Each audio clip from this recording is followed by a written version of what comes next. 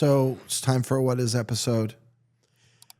Tim, in the past, we've covered side channel attacks. Yes. In fact, let's talk about some of those episodes. Root causes 381, Apple chip side loading attack, leaks encryption keys. Root causes 333, Intel side channel attack, steals private keys. Root causes 280, did AI break Crystal's Kyber, which is essentially a side channel attack. Okay. Yep. Side channel attacks, if you want to learn about that, we've got material. Go check it out. Let's talk about another one, Tim. What is side oracle attacks? What is a side oracle attack? Tim, I'm sure in your life, you and I are both old enough, maybe younger people don't know about this. You ever had a locker with a lock, a padlock that was, you twist and turn it on numbers. And You bet.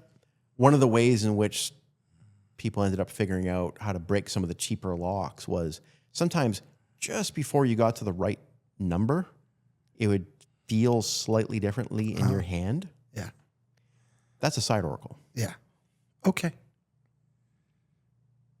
Because the thing itself in your guessing leaks yes or no information. Okay. Okay. And that is the literal definition of a side oracle, which is, I'm going to use the example of HQC. In fact, we have an episode we did recently. We did. On, hey, what is HQC? Where's its best use cases? And, it's basically It's another... a new PQC chem. Yeah, it's another chem, and it's code-based instead of being lattice-based or something like that. Yeah. Right? So diversity in math, fantastic. The problem is, and I'm not going to get into the heavy-duty math reasons why or the implementation reasons why.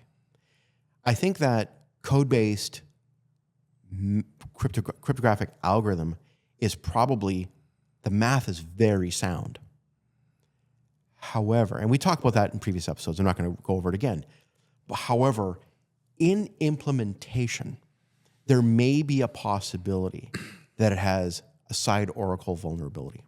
In other words, if you test it in just the right ways, it may be vulnerable to giving you a yes or no. Right. And it isn't going to be because of a tactile slight shift in the way the padlock feels in your hand, but there might be timing differences in how the answer comes back to you. Gotcha. Sure. And if you applied AI and you said, hey, AI, do a side oracle attack against this, and it is known to be this HQC implementation. Now, I am not claiming here on the Root Causes podcast that HQC will fail. What I am saying is I guarantee there are people out there right now kicking the doors. Sure. And so therefore, the reason why we're doing the podcast about side oracles, Tim, is because I think you'll hear more about it in the future. And there are definitely people kicking the doors who are basically white hats, who want to feel confident that if we invest in this, that it's going to be worth it. There may also be people kicking the doors, or certainly there will be in the future as it starts to get applied, right, implemented, that are doing the opposite, that are looking for that 0 day. That's it. Yeah. So HQC's decoder is just like a padlock in the sense that it will always open when you have the right answer. The problem is that sometimes it sticks. Yeah. Just like a normal padlock. And those rare stick moments are essentially the seeds of the oracle. You're close. Okay. You're discovering a seed. It gets you there. Yeah. And so it's leaking information is the problem, right? And so therefore, if the attacker can sense even the tiniest difference between the sticky moment and the smooth moment, well, a human being might have a hard time doing 1,000 iterations of that. Yeah. Right. But an For AI... a computer, that's trivial. But here's the thing, though.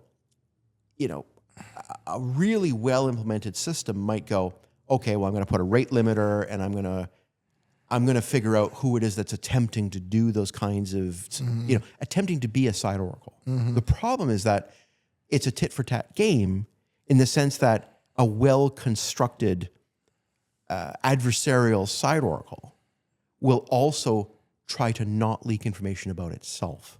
Yes. Right. And this touches, I think, on another interesting point that we've touched on in some recent episodes, which is there's the difference between a vulnerable algorithm, vulnerable math, and a vulnerable implementation This is so important. of the math. You got it. It's not that this is not a math problem. Right. This is purely, and here's what's important to know about the implementation problem, Tim. This is not the side oracle issue of HQC, as an example, is not inherent to the math, but taking the hair off the problem, as the analogy used earlier, is really hard. In other words, it's not as simple as saying, well, patch the bug in the implementation.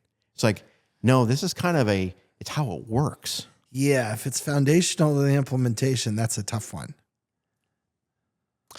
And so, Tim, here's and I'm not going to go too further in this, but it's all, if you combine it with an actual side channel attack as well, maybe there's even more that you can do against HQC.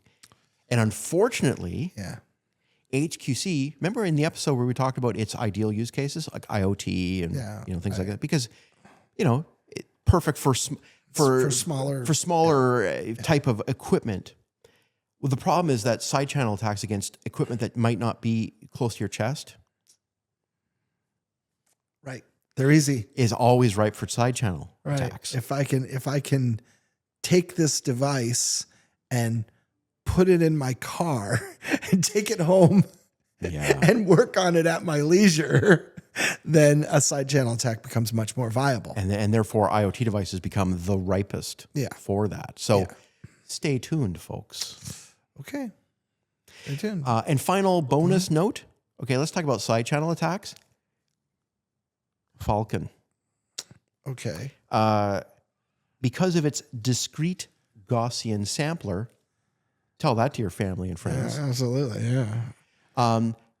That Gaussian sampler against a normal distribution, it's part of the math of Falcon, unfortunately may leak information if you can achieve a side channel attack against it.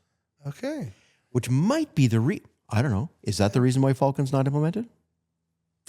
It's a valid question. Those of you who know, you're probably laughing out of your chairs at me. I'm just, hey man, I'm just reading off my notes. Yeah. There you go. All right. Thank you, Jay. Thanks, Tim.